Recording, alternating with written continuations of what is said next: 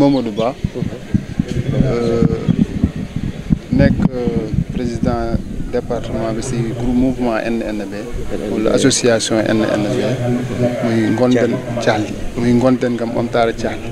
tey jii yéen a ngi amal tournée ci zone des fii tey fan la nekk ma ne yéen a ngi amal benn tournée fii ci zone des Niayes fu ñu nekk nii ci bërëb bi fii ñu ngi nekk Kër Abdou Ndoye nekk zone boo xam ne zone bu màgg la ci zone des Niayes. ak Ndiokhop waaw. ñëw fi doon sensibiliser askan wi di leen wax mouvement kii association bi judd na depuis 1968 la judd woon mais amul woon massification bu mu waroon a am ba léegi lañ koy doog a jël di ko sensibiliser mbokk yi di ko sensibiliser tamit zone di ko sensibiliser mbokk yi di ko sensibiliser zone des Niayes bi aussi particulièrement suñu langue pël yi fi nekk mais bàyyiwuñu kenn aussi parce que ñëpp ñu ngi ci biir waaw.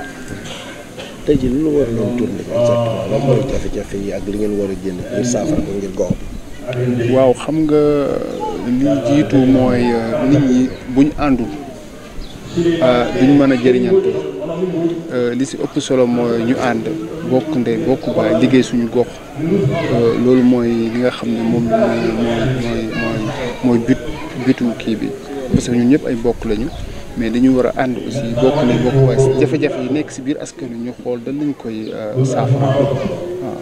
sànq sax ci seen wax dégg naa ñuy tudd zircon beeg pétrole beeg gaz bi mel na ni yéen aussi yitte ni leen ginnaaw ko loolu lu tudd yëpp daanaka am na ci gox bi. waaw lenn lu ci nekk rek xam nga ñun ñoo dëkk ci gox bi te lenn lu ci nekk ci biir gox bi la génnee kon ñun war nañ see mën a gis suñu bopp.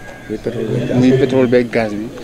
saa yu ñu demee ba di ko exploiter wala di ko def kii ñun war nañ si mën a gis suñu bopp parce que suñu biir fi ñu dëkk suñu gox fi la feeñee loolu moo indi ñuy sensibiliser nit ñi di leen wax nañ ànd bokk ndey bokk baay jéem a xool lan mooy suñu njëriñu gox te lépp loo xam ne feeñ na fi ñu war si mën a lépp loo xam ne feeñ na fi ñu war si mën a gis suñu njëriñ.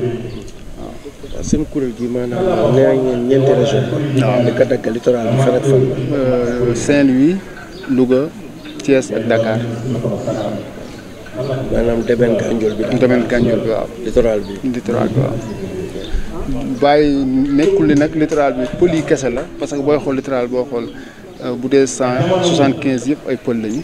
mais nekkul li pël yi kese lañ ci woo nañ ci ñëpp parce que am na façon nit bu ne am na ci wolof yaa ngi ci biir séeréer yi aussi ñu ngi ci biir kon ñëpp ñu ngi ci biir association bi. Bon, bonjour, je m'appelle Aldiouma Ba, je suis le secrétaire général du département de Thiès. Bon, c'est mon président qui vient tout juste de terminer. C'est quelle association? L'association c'est NNB. Si vous entendez NNB, c'est un sigle qui signifie en pulaar Ngonden Ngam Om Talla. Bon, ça signifie c'est une association qui œuvre dans le cadre du développement. C'est une association qui œuvre dans le cadre du développement, et également, comment dirais-je, le développement durable d'abord, et également la solidarité, l'entraide. Voilà, en grosso modo, c'est ça que signifie NNB. Quel est le but que vous recherchez dans cette tournée que vous allez faire au niveau de la zone? Bon, par rapport à ça, comme l'a si bien dit le président, l'association, d'abord, nous avons commencé par la base, de la base vers le sommet.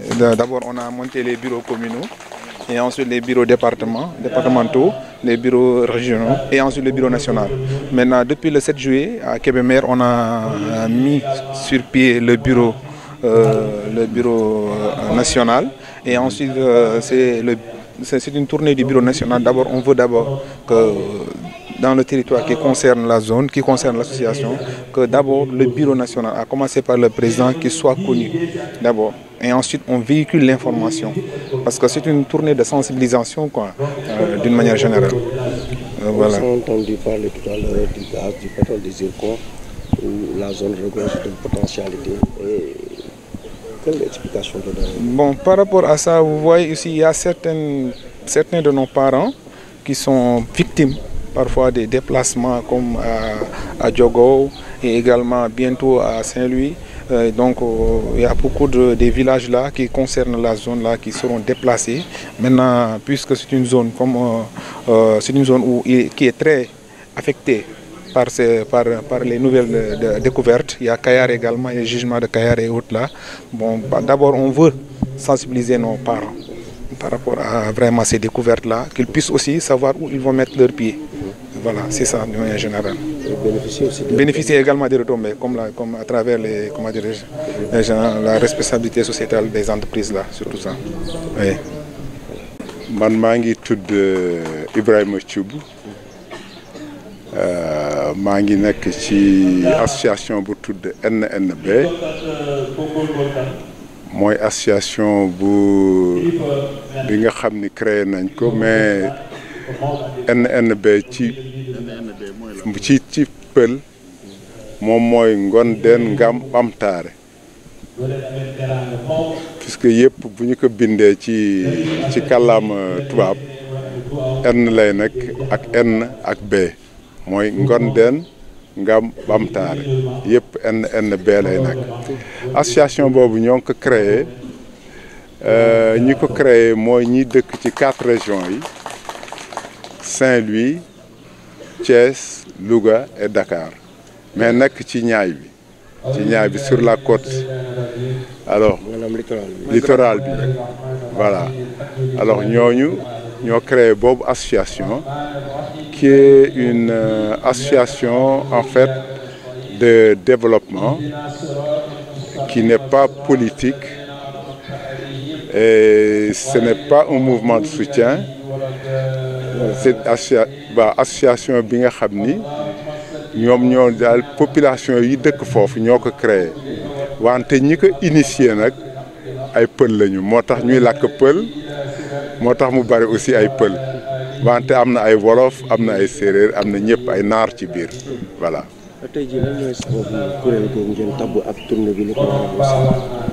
waaw kuréel boobu dañ ko taxawal parce que dañu ko dundalaat mën nañu wax dañ ko dundalaat ndax amoon na fi avant yàgg na des années passées avant newoon na fi mais boobu li mu doon liggéey moo doon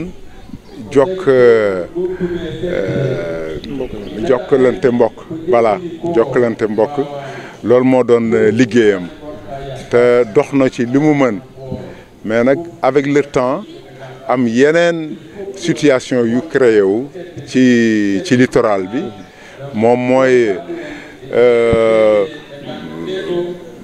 la découverte peut-être du pétrole dans la zone ak aussi zircon bi ñuy exploité ci Diogo bon ci zone boobu yëpp ça concerne tout le littoral waaw ba Saint-Louis sax alors il y a aussi installation ay usines yu mag ci littoral bi ce qui fait que dafa rétrécir